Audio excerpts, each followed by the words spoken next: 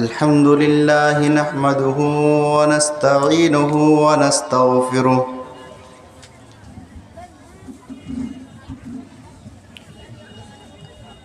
ونعوذ بالله من شرور أنفسنا ومن سيئات أعمالنا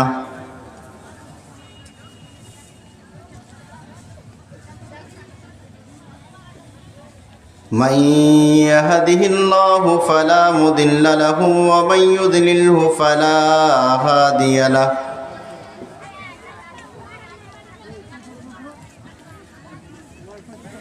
وأشهد أن لا إله إلا الله وحده لا شريك له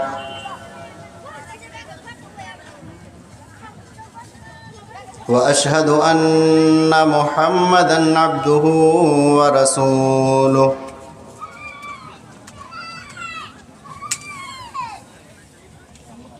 يا أيها الذين آمنوا اتقوا الله حق تقاته ولا تموتن إلا وأنتم مسلمون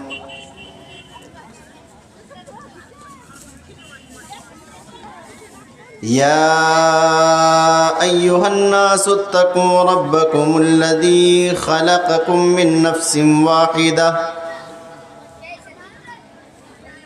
وخلق منها زوجها وبث منهما رجالا كثيرا ونساء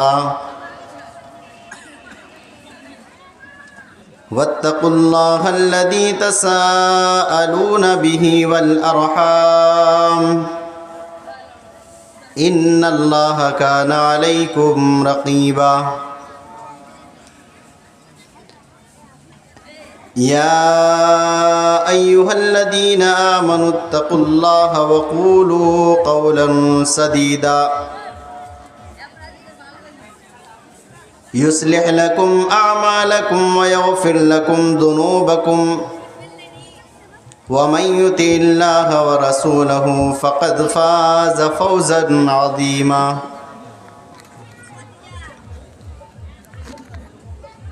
أما بعد فإن خير الحديث كتاب الله وخير الهدي هدي محمد صلى الله عليه وسلم وشر الأمور محدثاتها وكل محدثة بدعة وكل بدعة ضلالة وكل ضلالة في النار فأعوذ بالله السميع العليم من الشيطان الرجيم بسم الله الرحمن الرحيم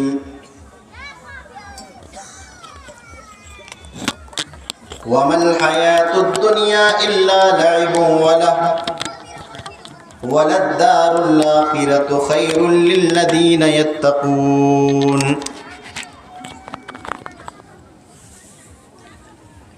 رب اشرح لي صدري ويسر لي أمري واحلل عقدة من لساني يفقهوا قولي سبحانك لا علم لنا إلا ما علمتنا إنك أنت العليم الحكيم رب زدني علما اللهم رب زدني علما آمين صدر اجلاس اسٹیج پر تشریف فرما معزز علماء کرام دور دراز سے آئے ہوئے مہمانان اعظام پردے میں رہنے والی پیاری مائیں اور بہنیں وہ حاضرین اجلاس عام رات کافی ٹھنڈ ہے اور ٹھنڈی کے باوجود آپ لوگ ہمت دکھاتے ہوئے دینی باتیں سننے کے لیے الحمدللہ اب تک بیٹھے ہوئے ہیں. یقیناً آپ قابل تعریف ہیں کہ آپ کے اندر وہ جذبہ ہے، وہ شوق ہے کہ ہمیں قرآن و حدیث کی باتیں سننی ہیں۔ یہ سننا بھی بڑی کمال کی بات ہے، ہر ایک سے ہوتا نہیں ہے۔ کچھ دیر سننے کے بعد پھر نکل لیتے ہیں،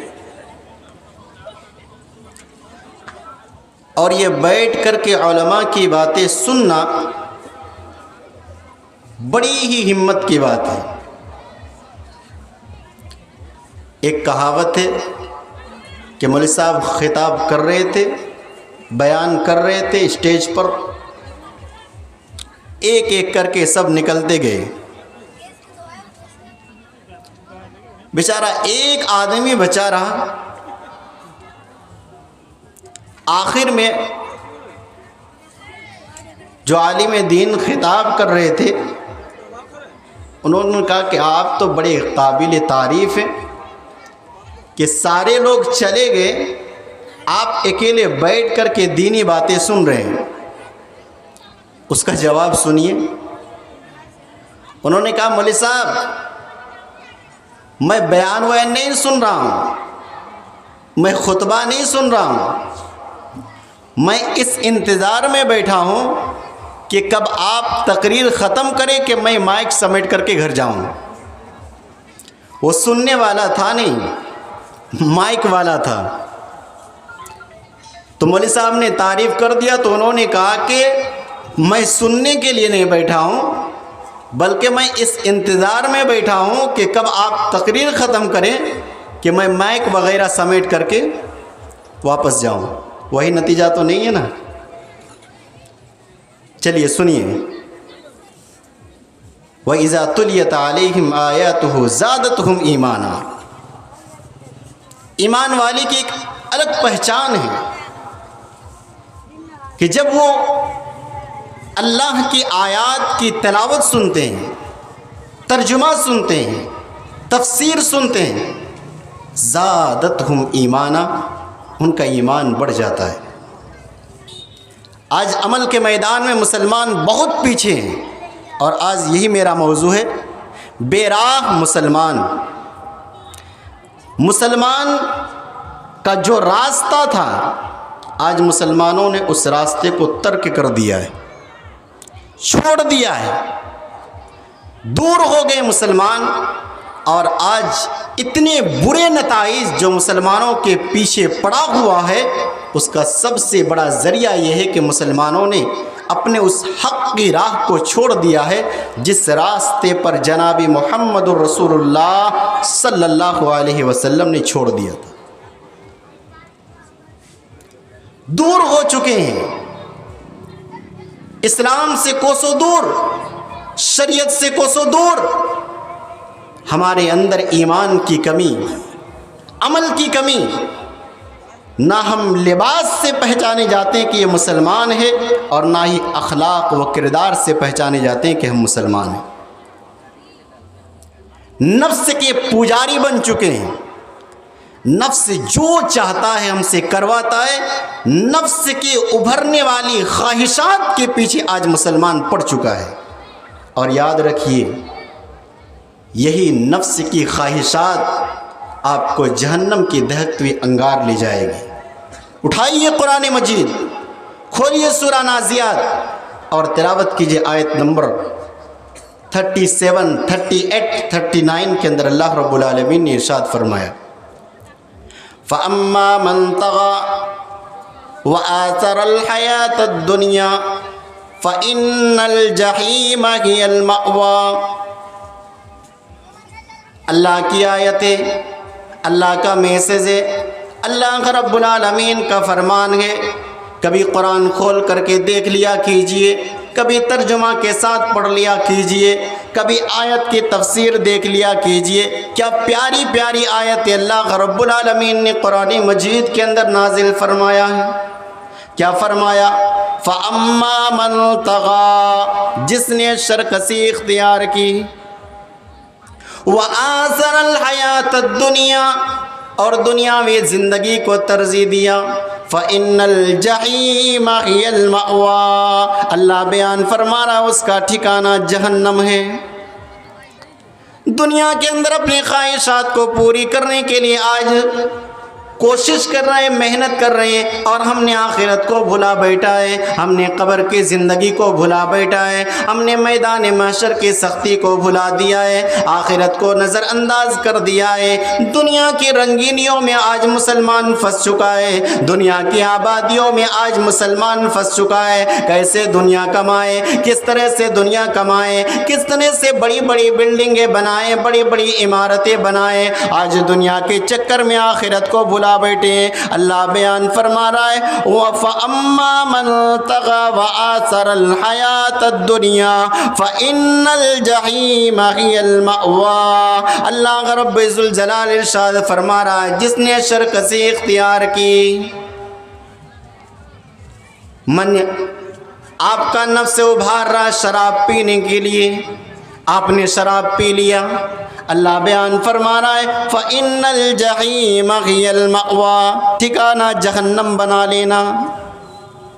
آپ سے دل کی خواہشات ابھر رہی ہیں زنا کرنے کی طرف، دل خواہشات آپ کو دعوت دے رہے ہیں، آپ نے زنا کر لیا، اللہ بیان فرما رہا ہے فَإِنَّ الْجَحِيمَ هِيَ الْمَأْوَى، ٹھکانہ جہنم ہے۔ اپنے کاروبار کو بڑھانے کے لیے، اپنے تجارت کو بڑھانے کے لیے، اپنے بزنس کو بڑھانے کے لیے، اپنے لین دین اور خرید و فروخت کو بڑھانے کے لیے، میری دکان بڑھ جائے، میری تجارت بڑھ جائے، آپ نے سودی کاروبار شروع کر لیا، بینک سے جا کر کے لون لے لیا، اللہ بیان فرما رہا ہے فَإِنَّ الْجَحِيمَ هِيَ الْمَأْوَى، ٹھکانہ جہنم بنا لینا۔ آپ کی اولاد کی تربیت کرنے کے لیے آپ نے ادھر ادھر کے لاؤ پانچ کر کے اپنے روپیہ اور پیسہ کو کمایا، ادھر سے کمایا ادھر سے کمایا، آپ نے نہیں دیکھا کہ یہ حلال کمائی ہے کہ یہ حرام کمائی ہے، آپ نے نظر انداز کر دیا ہے۔ آپ کو پراپرٹی سی دولت ہے، آپ کو مال سے مطلب ہے، آپ کو دولت سے مطلب ہے، آپ کے پاس جو مال آ رہا ہے تجارت سے آ رہا ہے، کمائی سے آ رہا ہے، آپ نے اس کو پرکھانے، آپ نے اس کو جانچانے کہ یہ مال میرا کہاں سے آ رہا ہے، کس طرح سے آ رہا ہے۔ اللہ بیان فرما رہا ہے فَإِنَّ الْجَحِيمَ هِيَ الْمَأْوَى، اپنا ٹھکانہ جہنم بنا لینا۔ آج دنیا کے چکر میں مسلمانوں نے آخرت کو بھلا بیٹھا ہے، بے راہ مسلمان ہو چکے ہیں، سیدھی راہ سے بھٹک چکے ہیں مسلمان۔ اللہ تیرا شکر ہے کہ ہمیں مسلمان بنایا، لیکن افسوس اس بات ہی کی ہے کہ مسلمانوں کو احساس تک نہیں کہ ہم مسلمان ہیں، اپنا ضمیر کھو بیٹھے ہیں۔ کیا مسلمان کی پہچان ہے، کیا آئیڈینٹی ہے؟ آج مسلمانوں کے اندر تصور نہیں، شعور نہیں۔ آج ہم کس راہ پر نکل چکے ہیں؟ وہ راہ جس راستے کے لیے نماز کے اندر ہم نیتیں باندھنے کے بعد دعائیں کرتے ہیں اہدنا الصراط المستقیم، اے اللہ ہمیں سیدھی راہ کی ہدایت نصیب فرما، صراط الذین انعمت علیہم، اس راستے پر چلا جس راستے پر چلے ہوئے لوگوں پر تو نے انعام کیا ہے۔ آج ہمیں سیدھی راہ مل چکی ہے، آج ہمیں صراط مستقیم مل چکی ہے، اللہ کا شریعت مل چکا ہے، اللہ کا دین مل چکا ہے، جناب محمد الرسول اللہ صلی اللہ علیہ وسلم جیسے نبی اور پیغمبر ہمیں مل چکے ہیں۔ افسوس اس بات کی ہے آخری نبی کا امتی ہونے کے باوجود آج مسلمان کہاں پہ جا رہا ہے؟ آج مسلمانوں نے اس راستے کو چھوڑ دیا ہے، آج مسلمانوں نے اس راستے کو ترک کر دیا ہے، آج مسلمانوں نے اس راہ کو چھوڑ دیا ہے، اور جس کی وجہ سے آج پریشانیاں آ رہی ہے، دقتیں آ رہی ہے، مصیبتوں کا سامنا کرنا پڑ رہا ہے، پریشانیاں ہمارے راستے کے اندر حائل ہو رہے ہیں۔ آج روزمرہ مسلمانوں کے خون سے گولی کھیلا جا رہا ہے، یہاں گردنیں کٹ رہی ہے، وہاں گردنیں کٹ رہی ہے، لیکن آج مسلمانوں کو شعور نہیں ہو رہا ہے کہ ہم کیا کریں۔ عمل کے میدان میں پیچھے بات یاد رکھ لیجیے، جس طرح سے نفس کی خواہشات جہنم تک لے جاتی ہے، اگر آپ نے نفس کو کنٹرول کر لیا، نفس کو قابو کے اندر رکھ لیا، اللہ کی قسم اس سے بڑی کامیابی اور کوئی نہیں ہو سکتی۔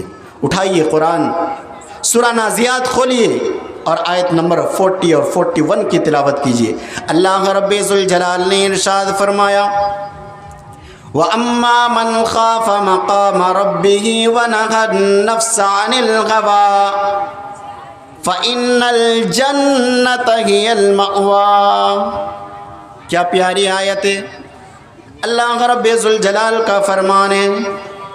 کیا ارشاد فرمایا وَأَمَّا مَنْ خَافَ مَقَامَ رَبِّهِ وَنَهَى النَّفْسَ عَنِ الْهَوَىٰ، جو اپنے رب کے سامنے کھڑے ہونے سے ڈر گیا، وَنَهَى النَّفْسَ اور اپنے نفس کو کنٹرول کیا، فَإِنَّ الْجَنَّةَ هِيَ الْمَأْوَىٰ، اللہ بیان فرما رہا اس کا ٹھکانہ جنت ہے۔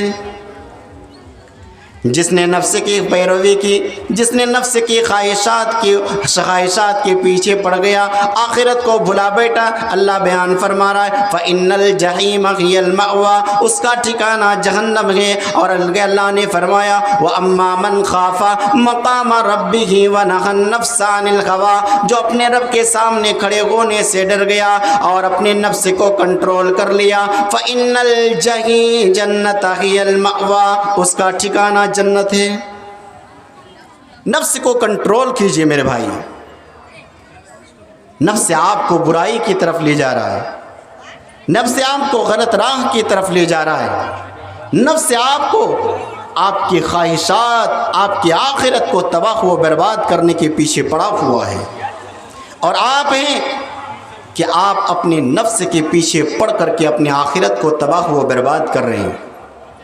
آپ کو نفس یہ چاہتا ہے حی علی الصلاۃ کی صدائیں بلند ہوتی ہے، مسجدوں سے آواز آنے لگتی ہے، مؤذن کی اذان آتی ہے، حی علی الصلاۃ، آؤ نماز کی طرف، حی علی الفلاح، آؤ کامیابی کی طرف۔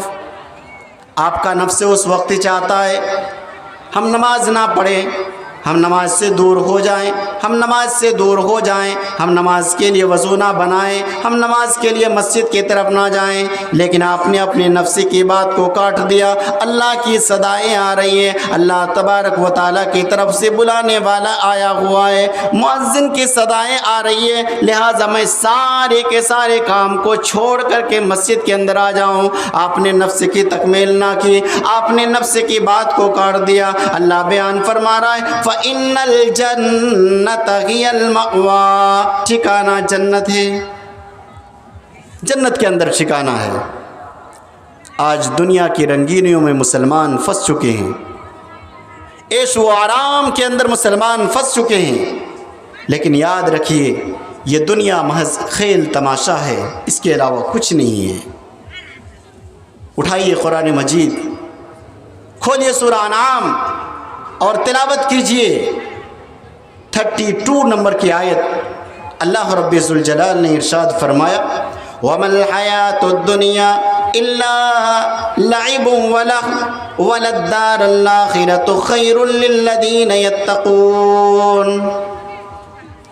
اللہ رب ذوالجلال نے ارشاد فرمایا یہ دنیا محض کھیل تماشا ہے، اور متقیوں کے لیے، پرہیزگاروں کے لیے آخرت بہتر ہے۔ جو دنیا کے اندر آخرت کے لیے محنت کرتے ہیں، جو دنیا میں آخرت کے لیے کوشش کرتے ہیں، جو دنیا میں آخرت کے لیے جستجو کرتے ہیں، جو دنیا میں آخرت کے لیے آخرت کی تیاری کرتے ہیں، اللہ رب ذوالجلال بیان فرما رہا ہے کل قیامت کا دن ہوگا، میدان محشر ہوگی، اللہ تبارک و تعالی ایسے بندے کو جو دنیا کے اندر آخرت کی تیاری دنیا میں کیا ہے، کل قیامت کے دن انعام کا حقدار ہوگا، اور متقیوں کے لیے عیش و عشرت والی زندگی ہوگی۔ اب دنیا کے چکر میں آخرت کو بھلا بیٹھے ہیں، راہ سے بھٹک کر کے انسان ایک ایسے راہ کی طرف چل پڑے ہیں جو راستہ اسے جہنم تک لے جاتی ہے۔ جس راستے کے لیے اور جس جگہ کو پانے کے لیے ہم نے اسلام کو قبول کیا، جس جگہ کو پانے کے لیے ہم ایمان والے ہیں، جس جگہ کو پانے کے لیے شریعت اسلام کا ہم نے دامن پکڑا ہے، آج ہم اسی راستے سے دور ہٹ چکے ہیں، مسلمان بے راہ اختیار ہو چکے ہیں، مسلمانوں نے اپنا راستہ تبدیل کر لیا لیا ہے، مسلمانوں نے اپنا راستہ بدل لیا ہے، مسلمانوں نے اپنا راستہ چینج کر لیا ہے۔ اے مسلمانوں، ہوش کے ناخن لو، یہ دنیا رہنے والی نہیں ہے، یہ دنیا کو ختم ہونا ہے۔ کل من علیہا فان ویبقى وجہ ربک ذو الجلال والاکرام، اللہ کا فرمان ہے یہ دنیا فانی ہے، ختم ہونے والی ہے، اور تیرے رب کا چہرہ باقی رہنے والا ہے۔ کیوں نہ ہم اس زندگی کے لیے کوشش کریں، کیوں نہ ہم اس زندگی کے لیے محنت کریں۔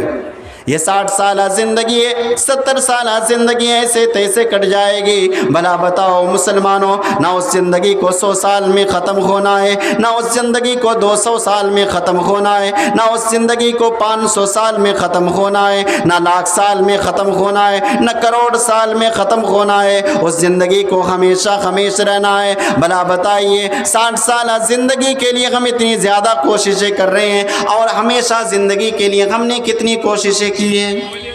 دنیا کمائیے، کمائیے دنیا جتنا ہو سکے، لیکن آخرت کو بھلا کر نہیں، آخرت کو سامنے رکھ کر کے۔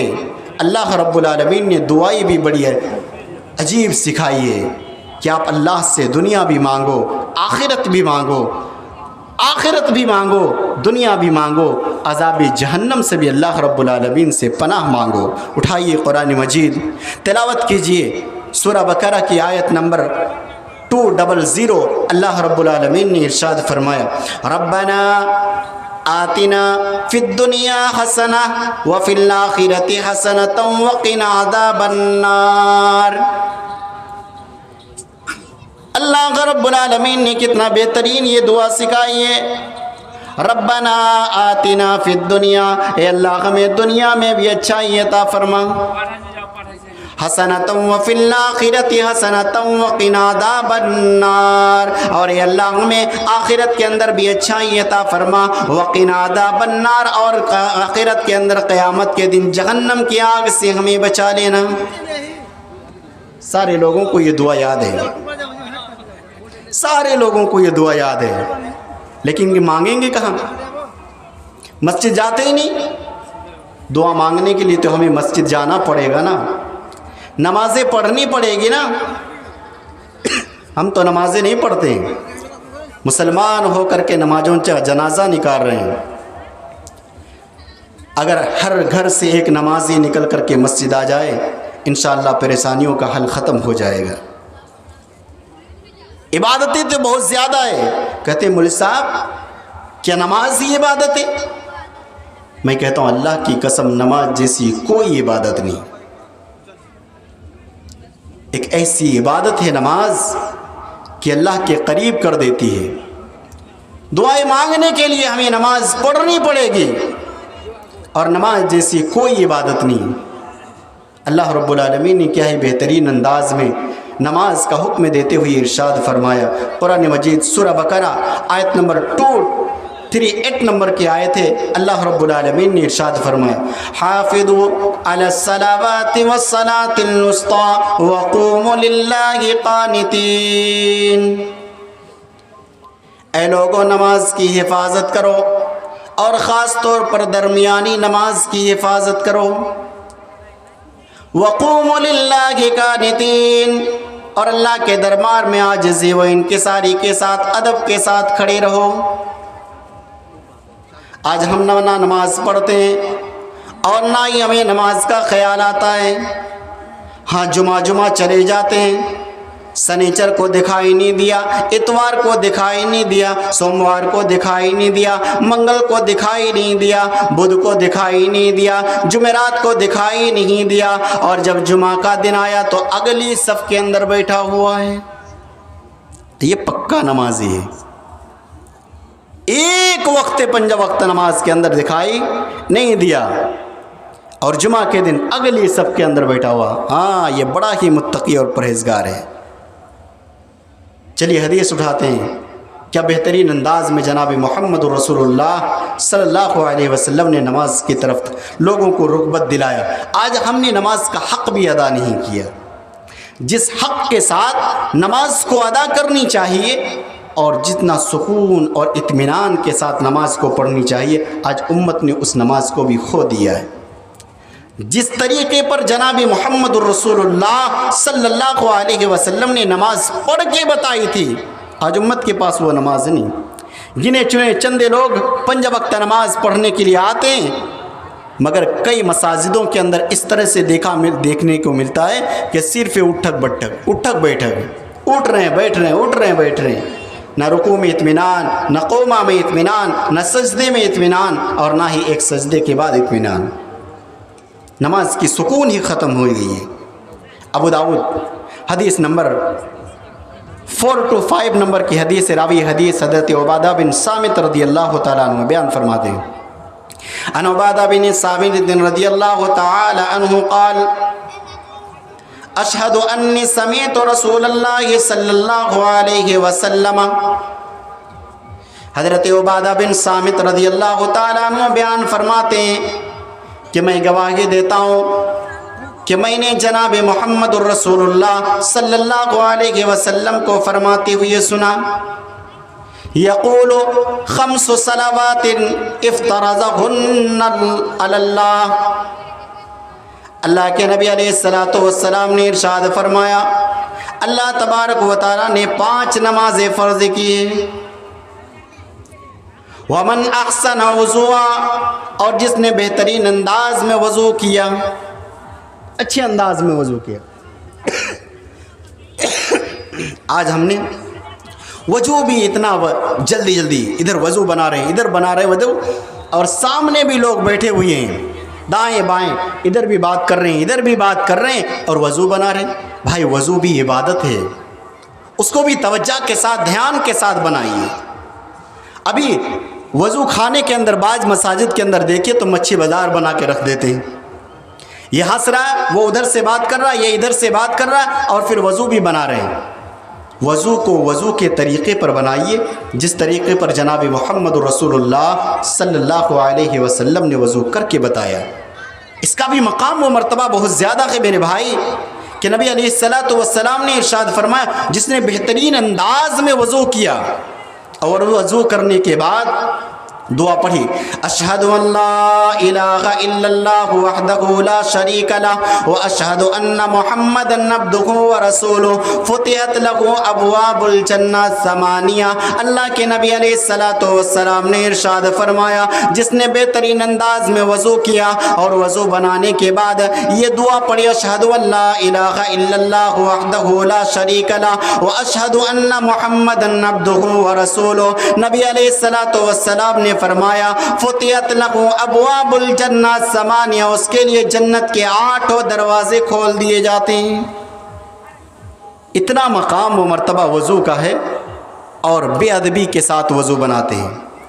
پھر نبی علیہ السلام نے ارشاد فرمایا وصلی، اور نماز پڑھی، وَأَتَمَّهُنَّ رُكُوعَهُنَّ، نبی علیہ السلام نے فرمایا رکوع کو مکمل کیا، وَخُشُوعَهُنَّ، اور خشوع و خضوع کے ساتھ نماز پڑھی۔ کَانَ لَهُ، اللہ تبارک و تعالیٰ کے نبی نے فرمایا عَهْدَهُ، اللہ تبارک و تعالیٰ کے اوپر وعدہ ہے، اللہ وعدہ کرتا ہے أَن يَغْفِرَ ذُنُوبَهُ، اللہ تبارک و تعالیٰ اس کے گناہوں کو بخش دے گا، اس کے گناہوں کو معاف فرما دیتا ہے۔ اللہ رب العالمین کا فرمان ہے جس نے بہترین انداز سے وضو کیا اور نماز پڑھی، اور نماز میں اپنے رکوع کو بھی مکمل کیا، اپنے سجدے کو بھی مکمل کیا، اطمینان اور سکون کے ساتھ نماز پڑھی، خشوع و خضوع کے ساتھ نماز پڑھی، اللہ کا وعدہ ہے کہ اس بندے کے گناہوں کو اللہ تبارک و تعالی معاف فرما دے گا۔ وَمَا يَفْعَلُ لَيْسَ عَلَى اللَّهِ عَهْدٌ، اللہ کے نبی علیہ السلام نے فرمایا اور جس نے ایسا نہیں کیا اللہ تبارک و تعالیٰ کا کوئی وعدہ نہیں ہے، کوئی وعدہ نہیں ہے۔ یعنی جس نے اگر سکون و اطمینان کے ساتھ نماز ادا نہیں کی، اللہ کے اوپر کوئی ذمہ داری نہیں کہ اس کے گناہوں کو بخش دے گا۔ توڑ مروڑ کر کے نماز مت پڑھیے میرے بھائیوں، رکوع کو اطمینان کیجئے، سجدے کو اطمینان کیجئے، ایک سجدے کے بعد بیچ میں بیٹھیے۔ حضرت انس بن مالک رضی اللہ تعالی عنہ یہاں تک بیان فرماتے ہیں کہ نبی علیہ السلام جب نماز پڑھتے رکوع کے بعد جب کھڑے ہوتے تو اتنی دیر تک کھڑے ہوتے کہ ہم گمان کرتے کہ نبی علیہ السلام سجدہ کرنا بھول گئے، اور ایک سجدے کے بعد جب درمیان میں بیٹھتے تو نبی علیہ الصلوۃ والسلام اتنی دیر بیٹھتے کہ ہم گمان کرتے کہ دوسرا سجدہ نبی علیہ الصلوۃ والسلام بھول گئے۔ ہائے افسوس، آج ہم نے نماز کو بھی توڑ مڑوڑ دیا ہے، آج ہم نے نماز کو بھی توڑ مڑوڑ دیا ہے، اور ہم نماز کے سے کوسوں دور ہو چکے ہیں، نماز سے دوری اختیار کر چکے ہیں۔ میرے بھائیوں، آئیے مسجد کی طرف، اللہ کی عبادت کی طرف، اللہ کی بندگی کی طرف، اللہ رب العالمین کی مناجات کی طرف آئیے، گڑ گڑا کر کے اللہ رب العالمین سے اپنے گناہوں کی معافی مانگیے، اور اس راستے پر آئیے جس راستے کی ہم چاہت کرتے ہیں، جس راستے پر جناب محمد رسول اللہ صلی اللہ علیہ وسلم نے ہمیں چھوڑا تھا، اسی راستے کی طرف آئیے، اہدنا الصراط المستقیم کی طرف آئیے، صحابہ کرام کے راستے کی طرف آئیے، سلف صالحین کے راستے کی طرف آئیے۔ بڑی تکلیفیں اٹھائیے، بڑی مصیبتیں ان لوگوں نے اٹھائیے، بڑی پریشانیاں اٹھائیے، آج ہمیں صحیح دین ملا ہے اور توحید ملا ہے، ایک اللہ ملا ہے، ایک اللہ کے آگے ہم اپنے سروں کو جھکایا کرتے ہیں۔ یہ اللہ رب العالمین کی بڑی انعام ہے، اللہ تبارک و تعالیٰ کا بڑا کرم ہے کہ انہوں نے اپنے ماننے والے ہمیں بنایا ہے، اپنے سامنے سجدہ کرنے والا ہمیں بنایا ہے۔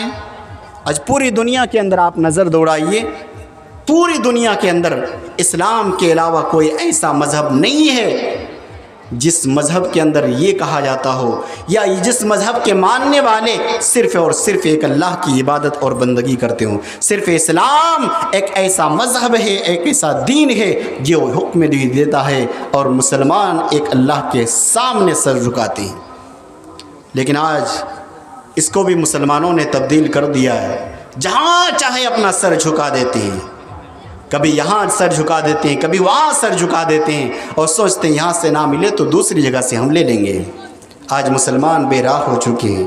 مسلمانوں، اس راستے پر آ جاؤ۔ کیوں موت کو بھلا بیٹھے ہو؟ کیوں آخرت کو بھلا بیٹھے ہو؟ کیوں میدان محشر کو بھلا بیٹھے ہو؟ کیوں حساب و کتاب کو بھلا بیٹھے ہو؟ کیوں آخرت کے عذاب کو بھلا بیٹھے ہو؟ یہ بھلانے والی چیز نہیں ہے۔ ہم مومن ہیں، ہم مسلمان ہیں، ہم اللہ والے ہیں، ہم رب کی بندگی کرنے والے ہیں۔ آخرت کا یقین ہماری سینے کے اندر ہے۔ ہم دنیا کے اندر جئیں گے، رب کی عبادت کرتے ہوئے جئیں گے۔ ہم دنیا کے اندر جئیں گے، اللہ کی کرتے ہوئے زندگی گزاریں گے۔ ہم دنیا کے اندر اختیار کریں گے جو راستہ جناب محمد رسول اللہ صلی اللہ علیہ وسلم کا راستہ ہے۔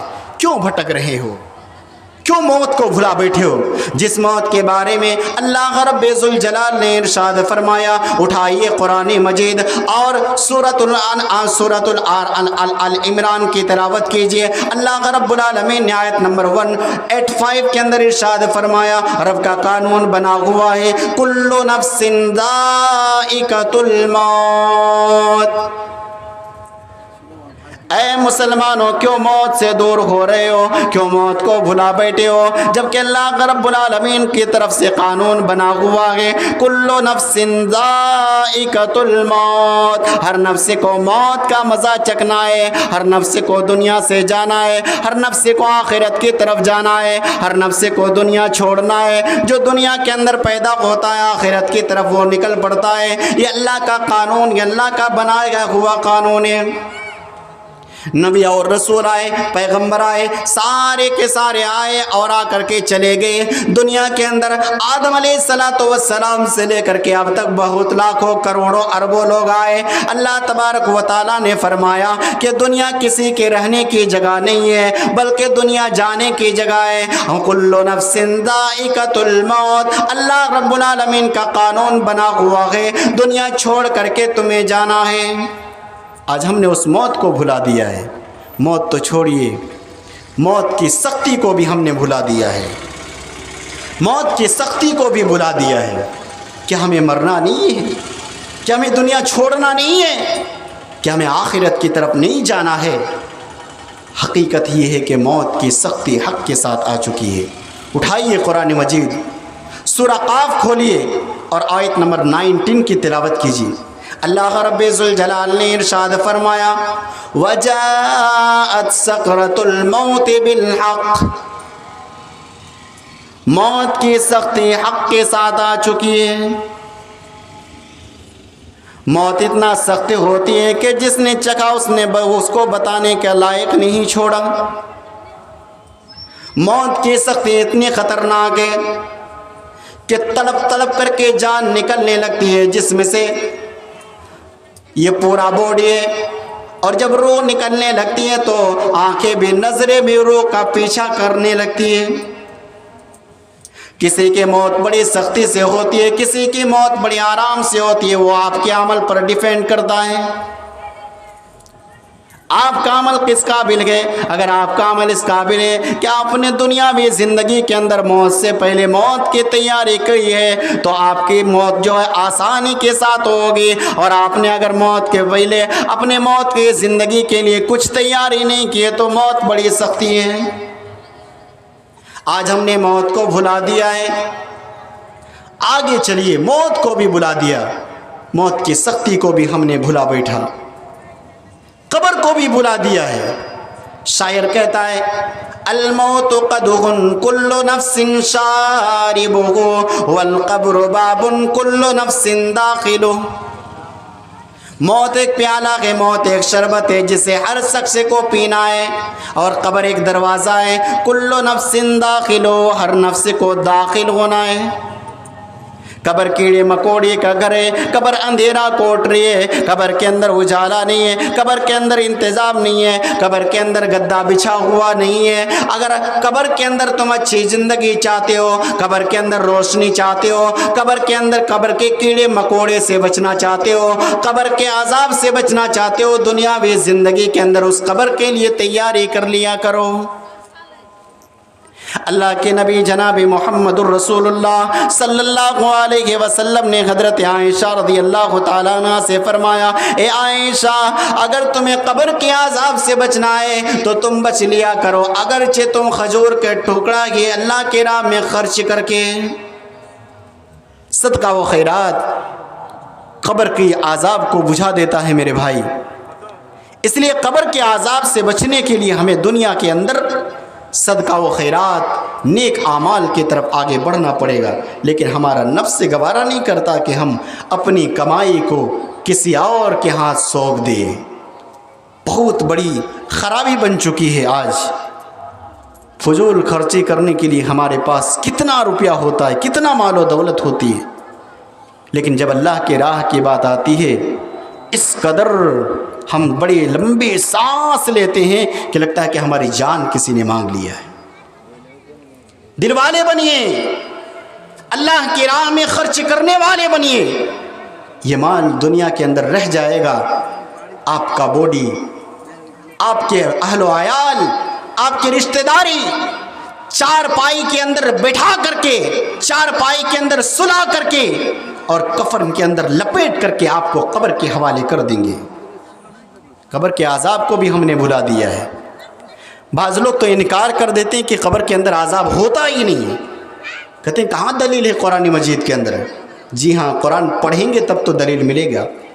اٹھائیے قرآن مجید سورہ توبہ آیت نمبر 101 کے اندر اللہ رب العالمین نے ارشاد فرمایا سنعذبهم مرتين ثم يردون الى عذاب عظیم۔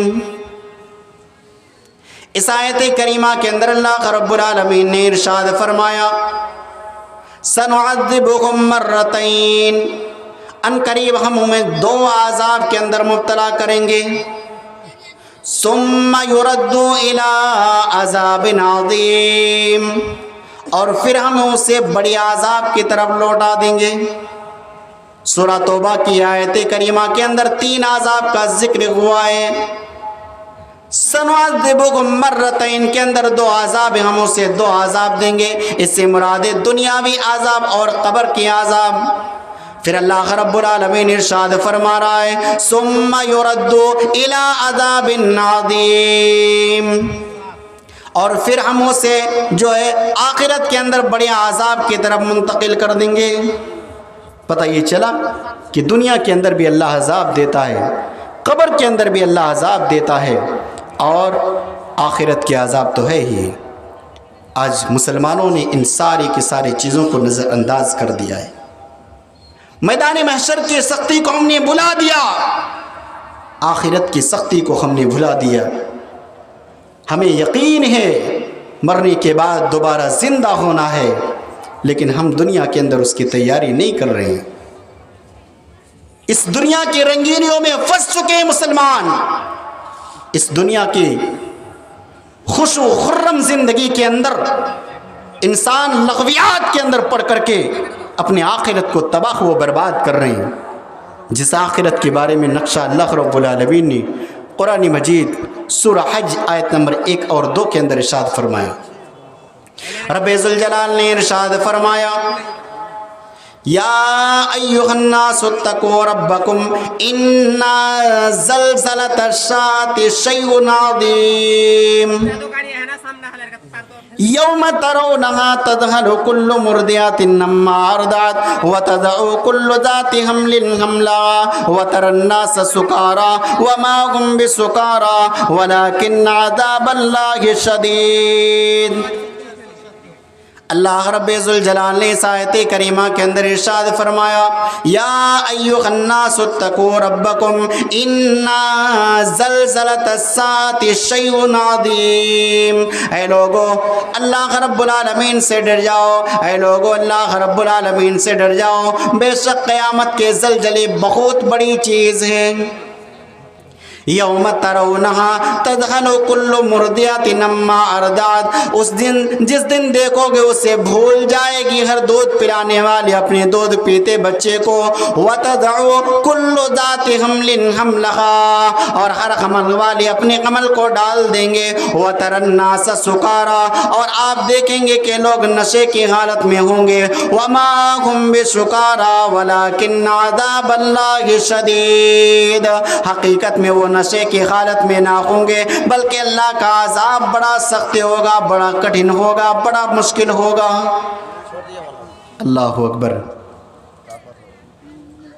یہ ہے قیامت کی سختی کہ کل قیامت کے دن میدان محشر کی سختی اللہ رب العالمین نے بیان فرمایا کہ اس قدر سختی ہوگی کہ کل قیامت کے دن آج دنیا کے اندر ماں جنم دیتی ہے اپنے بچے کو